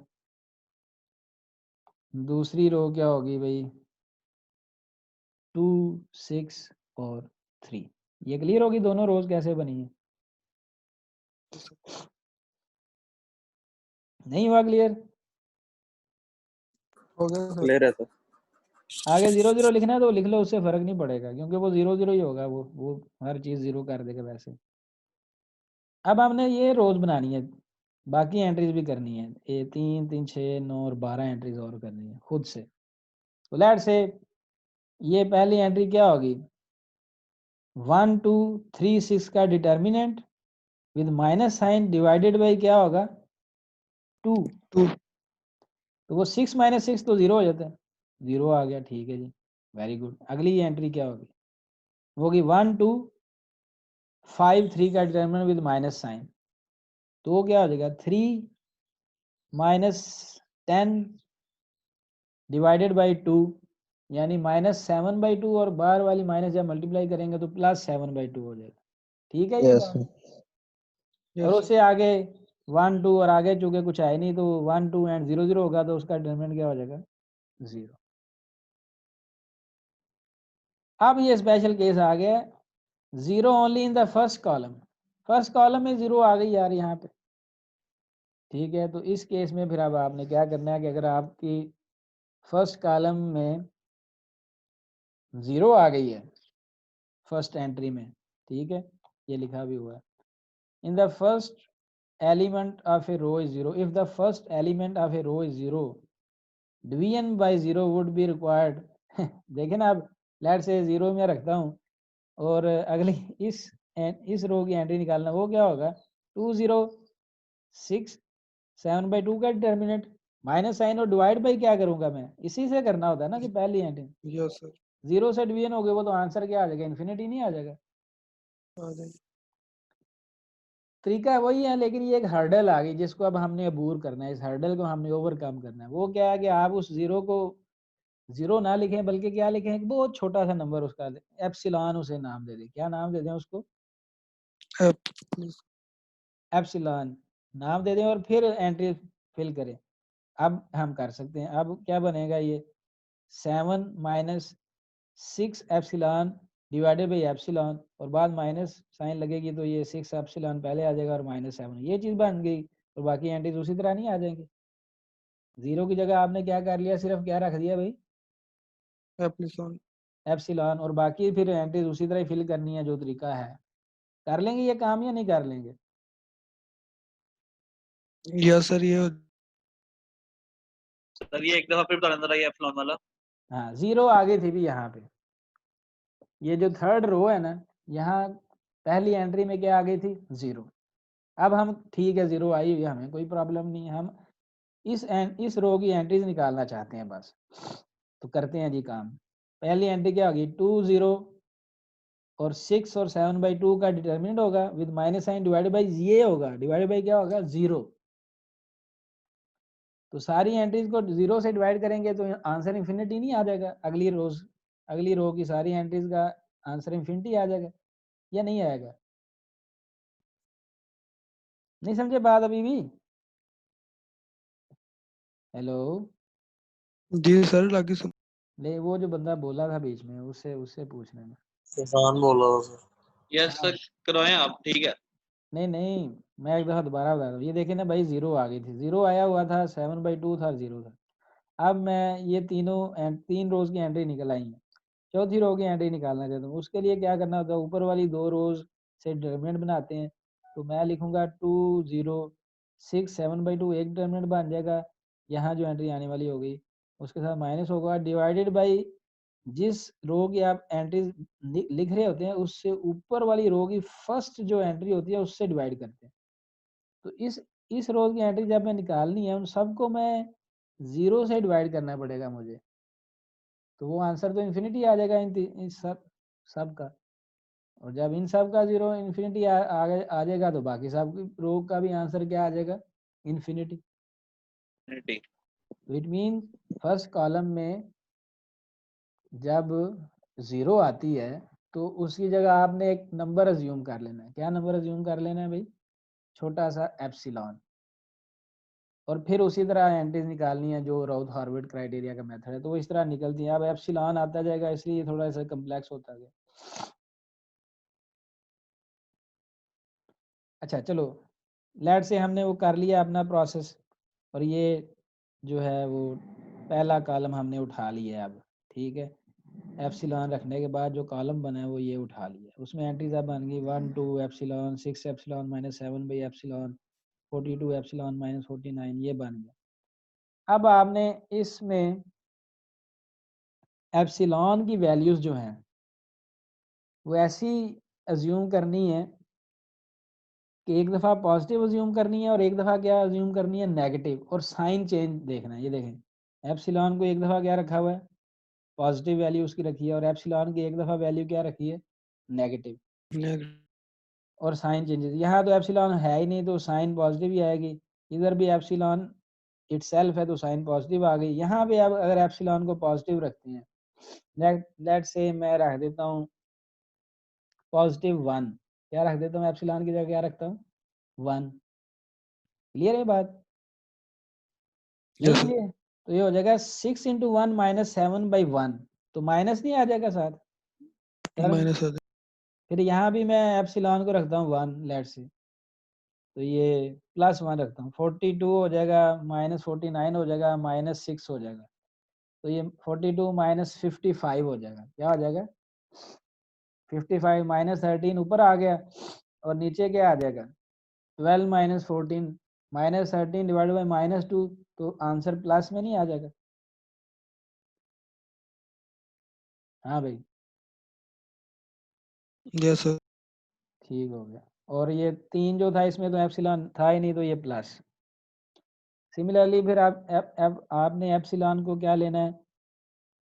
माइनस कोई नंबर लेना है, जैसे -1 ही मैं रख लेता हूँ। तो ये 6 - 1 क्या हो जाएगा? -6 - 7 का हो जाएगा -13, और डिवाइडेड बाई -1, फिर -13 और -1 का साइन क्या हो जाएगा? प्लस हो जाएगा। पॉजिटिव। इधर जब एप्सिलॉन को मैंने -1 रखा था तो माइनस साइन आई थी ये वाली, ठीक है। सिमिलरली यहाँ भी मैं एप्सिलॉन को -1 रखूंगा तो प्लस आ जाएगा। इधर भी, इधर तो है ही कोई नहीं तो प्लस। तो अब आप चाहे एप्सिलॉन को प्लस रख लें या माइनस रख लें, देखें साइन चेंज कितनी दफ़ा हो रही है? कौन बता रहा है? कौन बता सकता है कितनी दफ़ा साइन चेंज हुई है फर्स्ट कॉलम की? 2 दफा। वो दफा सर। प्लस प्लस प्लस, फिर माइनस हुई, फिर प्लस हुई, 2 दफ़ा। इधर कितनी दफ़ा? प्लस प्लस प्लस माइनस हुई, फिर माइनस से प्लस हुई, और फिर चेंज नहीं हुई। चाहे यानी एप्सिलॉन को आप प्लस रखें या एप्सिलॉन को आप क्या रखें? माइनस, साइन चेंज कितनी दफ़ा हुई है? 2 दफ़ा। तो अब अगेन हम ये कहेंगे कि इसके 2 रूट्स कहाँ पे होंगे? Right of plane. Right of plane.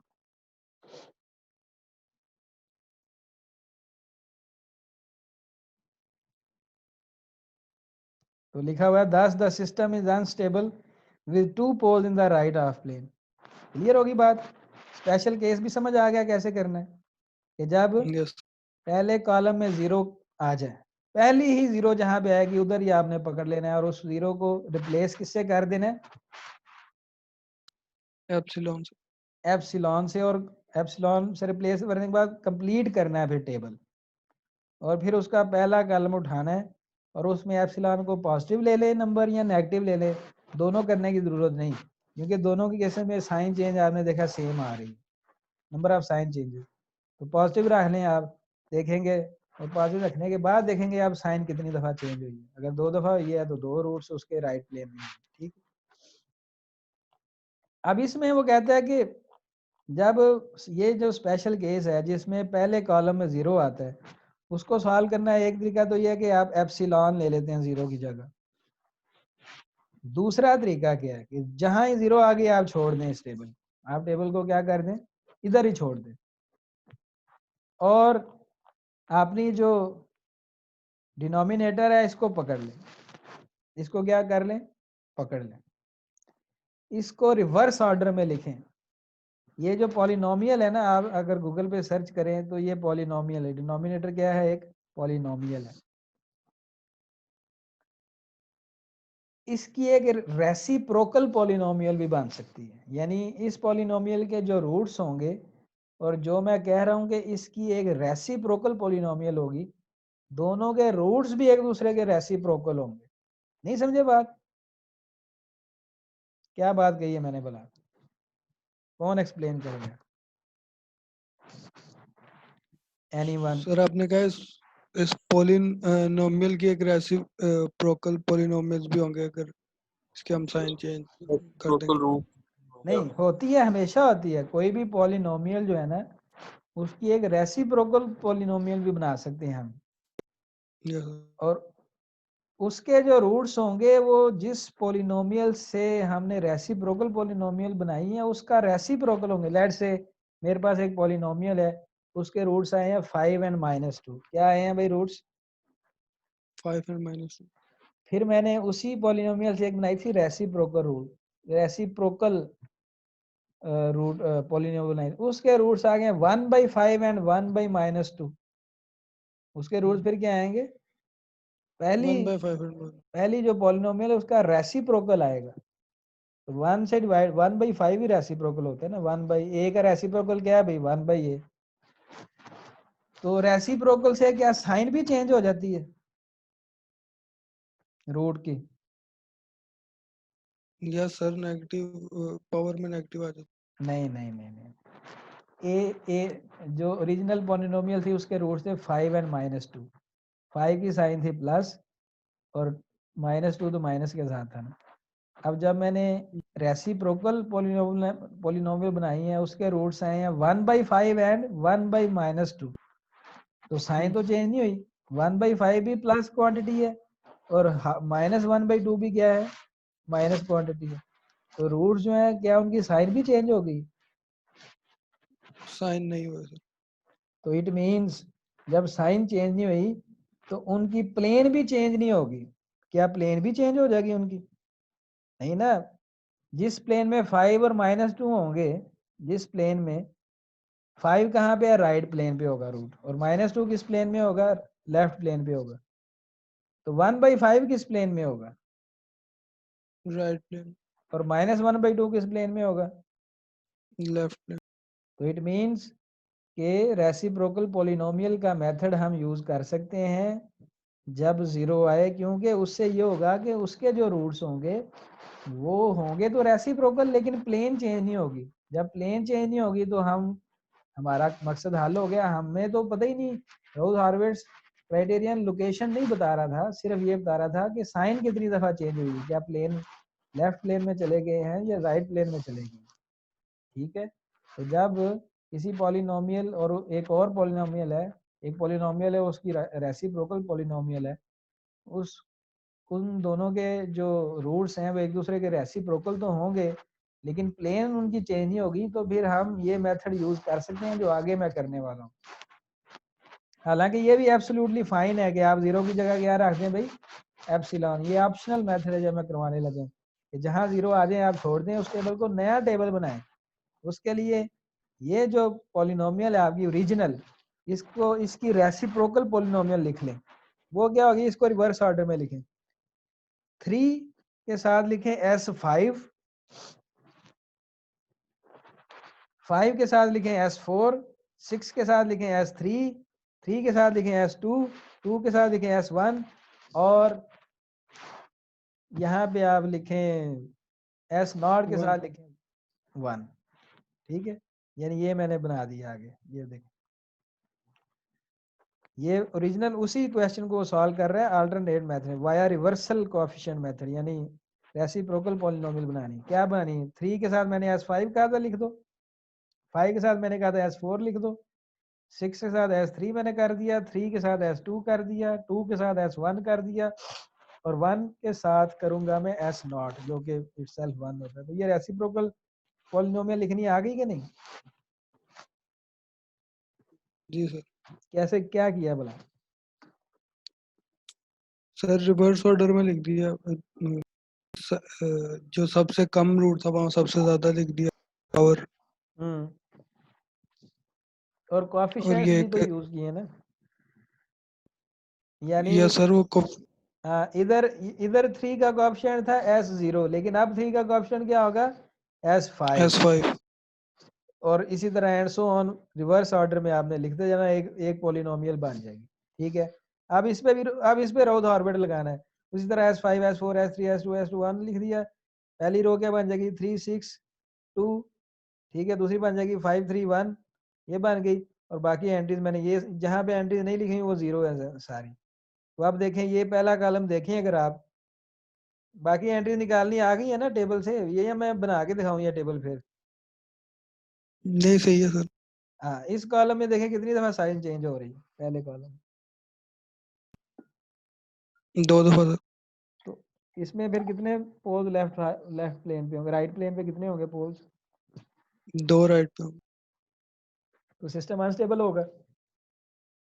Unstable. पिछला जो एप्सिलॉन मेथड्स है उससे भी 2 दफा साइन चेंज हुई थी और वो भी हमें पता चल गया यस। था कि अनस्टेबल है 2 पोल। तो जो आपको इजी लगे, आप जब 0 आए तो आप रेसिप्रोकल पॉलिनोमियल बना के कर लें, या फिर जहां 0 आए वहां क्या रख लें? एप्सिलॉन।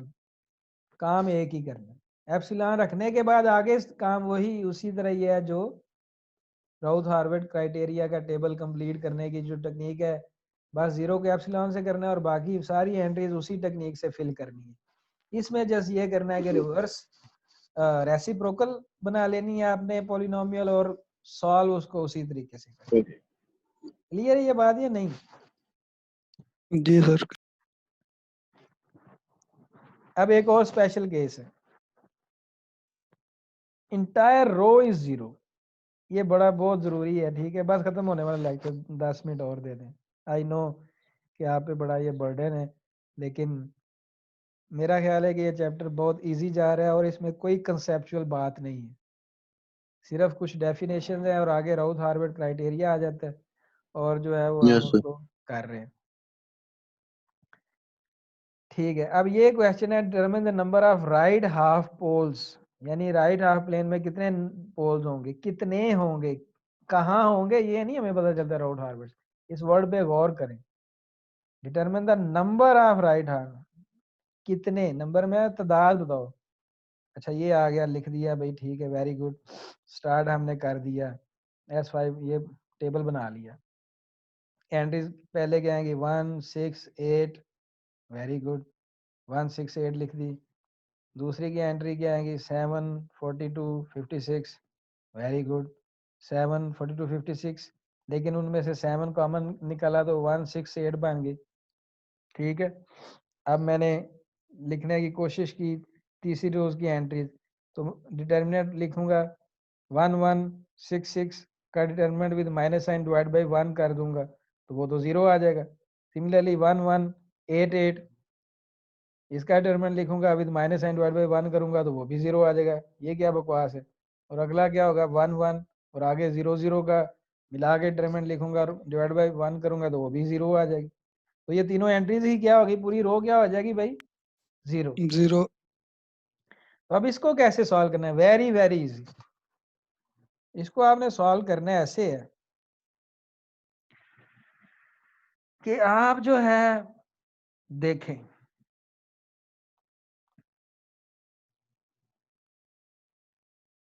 एक सेकंड मैं आ रहा हूँ।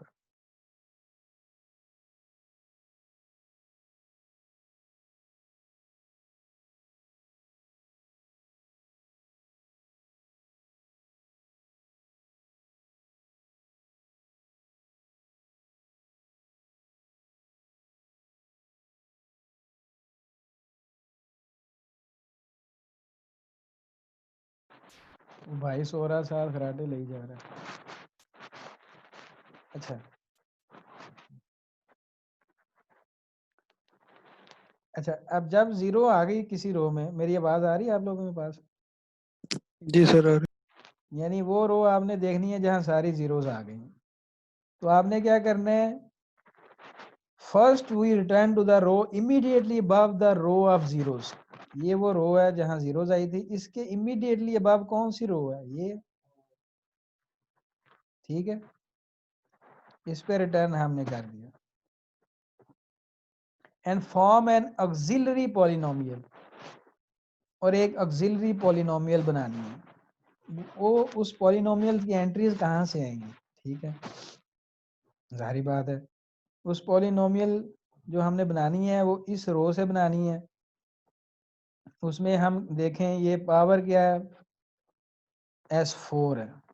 तो जो ऑक्सिलरी पॉलिनोमियल है इसके जो कोएफिशिएंट्स होंगे होंगे 1, 6 एंड 8। जो इसकी एंट्रीज होंगी ना, बिल्कुल ऊपर जो रो है, जिस रो में आई हैं जीरोस, उससे बिल्कुल ऊपर जो रो है उसकी जो एंट्रीज होंगी वो उस ऑक्सिलरी पॉलिनोमियल के कोएफिशिएंट्स हो जाएंगे 1, 6 एंड 8। 1, 6 एंड 8। तो अब आपको पता है जब S4 हमने लिखा है तो इट मींस एक छोड़ के हम लिख रहे थे ना, तो ये एंट्री S4 वाली होगी, तो ये S3 वाली नहीं होगी। ये कौन सी होगी भाई? S2 वाली। S2 वाली। तो ये 6S2 लिखना है साथ, 6S3 ना लिख देना, क्योंकि ये जो एंट्री ना ये एक एक छोड़ के हम लिखते हैं। जैसे ये अगर ये वाली रो होती है बाव उसके, लेट से एग्जांपल लेते हैं कि जीरोस के बिल्कुल ऊपर ये वाली रोज होती, तो फिर इसकी एंट्रीज होती S5, 6S3 प्लस 8 होती, S3 होती है यहाँ पे क्या। ये को लेकिन इस केस में जो कि ये S4 से स्टार्ट हो रहा है, एक छोड़ के S3 को छोड़ के दूसरी एंट्री क्या होगी, S2 वाली होगी। तो आप लिखेंगे S4 प्लस 6 S2 प्लस 8, ये लिख दिया। फिर इसका ले लेना डेरिवेटिव। क्या ले लेना इसका डेरिवेटिव? वो जगह 4S3 12S और 8 का डेरिवेटिव क्या हो जाएगा 0। With respect to S derivative लिया, with respect to S derivative. तो अब ये जो कोएफिशिएंट्स है ना, इनको जीरोस की जगह रिप्लेस कर देना। यानी इस जीरो की जगह मैं फिर क्या लिखूंगा 4, इस जीरो की जगह मैं क्या लिखूंगा 12, और आगे तो जीरो ही लिख दूंगा क्योंकि ये क्या है 0। और 4, 12 में से अगेन 4 कॉमन ले लिया तो 1, 3, 0 बन गई। ये क्लियर होगी बात कि ये एंट्रीज अब कैसे आई हैं या नहीं? Yes sir. क्या किया मैंने? कौन एक दफा ये प्रोसेस रिपीट करवाएगा ये?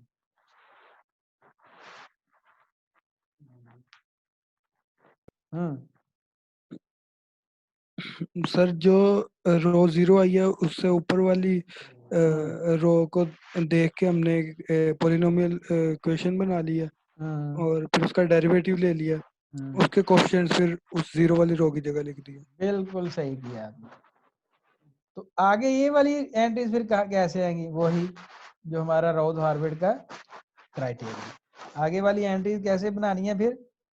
वही जो हम राउथ हार्वर्ड के टेबल में, वो क्या बनेगी 1, 3, 8, 3 का डिटरमिनेंट डिवाइड बाई 3, वो हो जाएगा 8 माइनस 9 डिवाइड बाई 3 क्या हो जाएगा 1/8। ठीक है ना?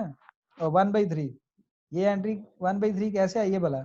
1, 3 और 3, 8 को एक डिटरमिनेंट में आप क्या कर देंगे, बाउंड कर देंगे, बाहर माइनस साइन लगाएंगे और डिवाइडेड बाई किससे करेंगे 3। 3 तो ये क्या हो 3 जाएगा सर 8 माइनस 9 डिवाइड बाई 3 हो जाएगा माइनस 1/3, और बाहर भी जो माइनस लगानी होती है उससे प्लस 1/3, और ये सारी जीरोस आ जाएंगे। और ये तो अब आपने ये जो सारा प्रोसेस करने के बाद टेबल बना है, इसमें देखना है अब कितनी दफा साइन चेंज हुई है। कोई साइन चेंज नहीं हुई। सो इसके कोई भी इसकी रूट जो है वो राइट हाफ प्लेन में है, तो ये सिस्टम क्या होगा फिर? स्टेबल। स्टेबल।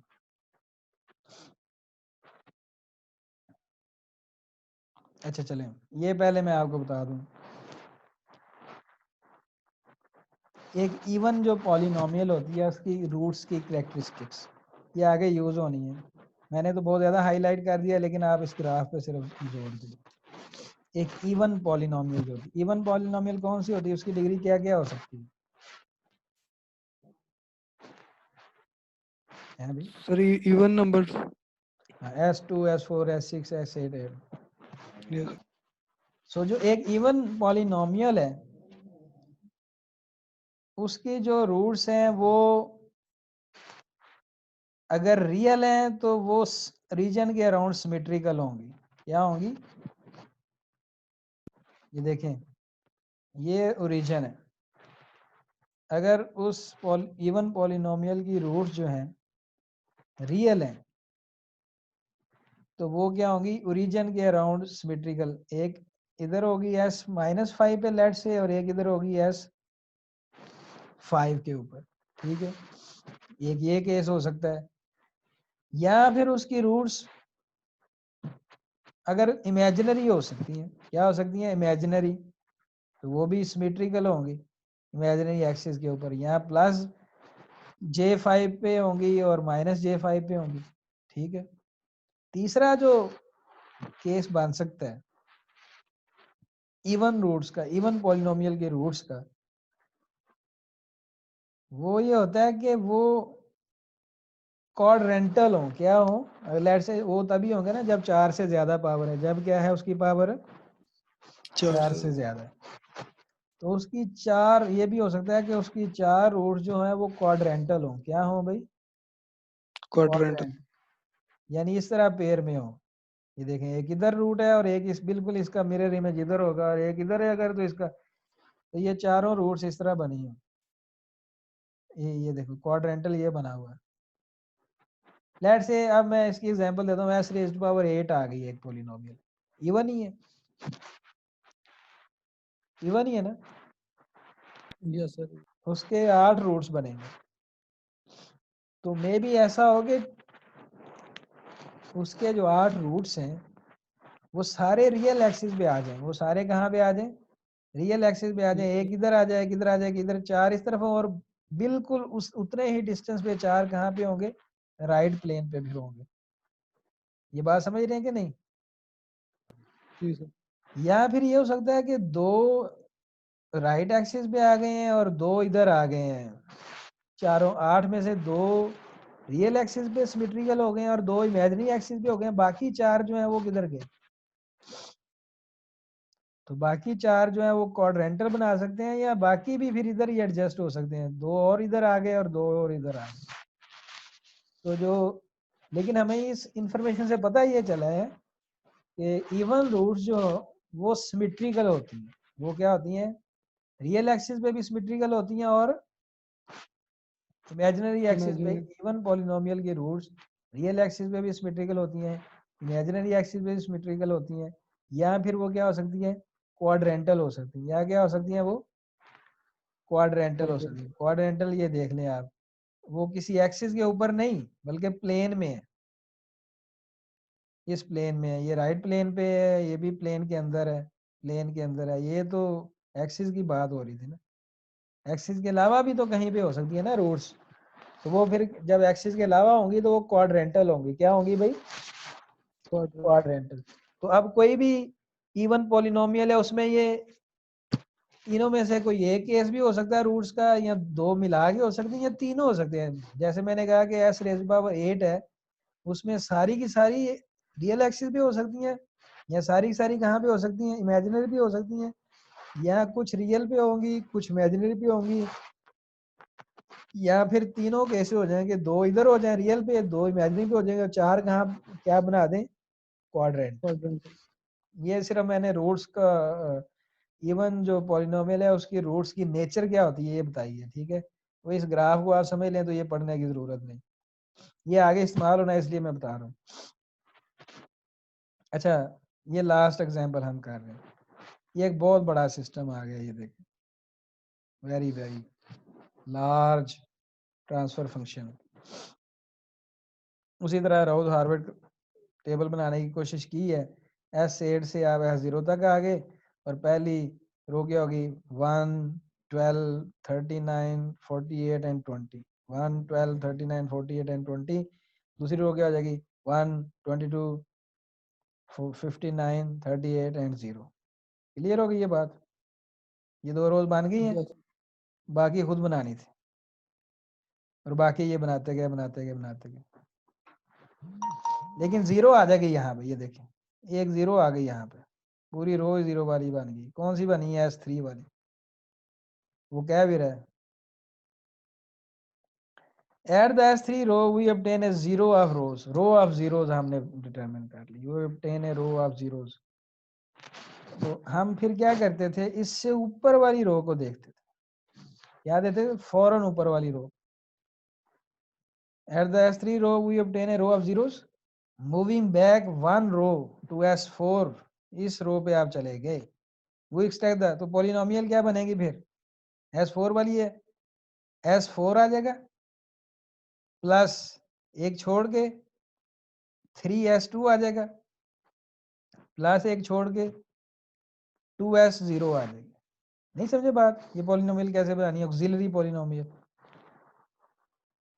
आगे अब अगला स्टेप क्या होता था, इसका क्या करना है, डेरिवेटिव 4S3, 6S2 और 0।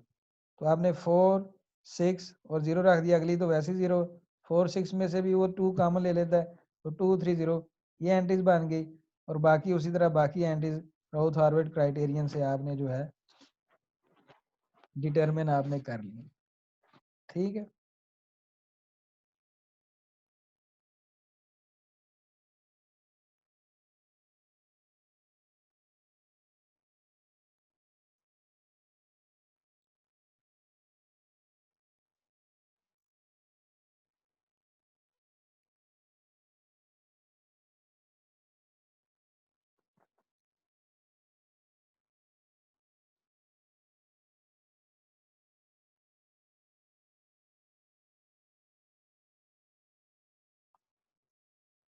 अच्छा, मेरी आवाज आ रही थी या रुक गई थी बीच में, रुक गई थी रुक अभी तो। चलो मैं दोबारा, ये टेबल अब बन गया। पहले नंबर पे तो आप ये बताएं कि ये जो हमने टेबल बनाया हुआ है इसमें साइन चेंज कितनी दफा हुई है।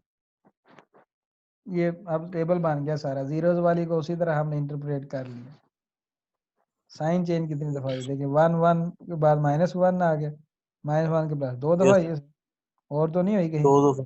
दो रूट्स इसकी नहीं कहाँ, सर, दो। दो रूट्स राइट साइड पे होंगी, राइट प्लेन पे होंगी, ठीक है। Yes sir. अच्छा, अब एक फर्दर इंफॉर्मेशन जो हम यहाँ से लेना चाहते हैं वो ये है,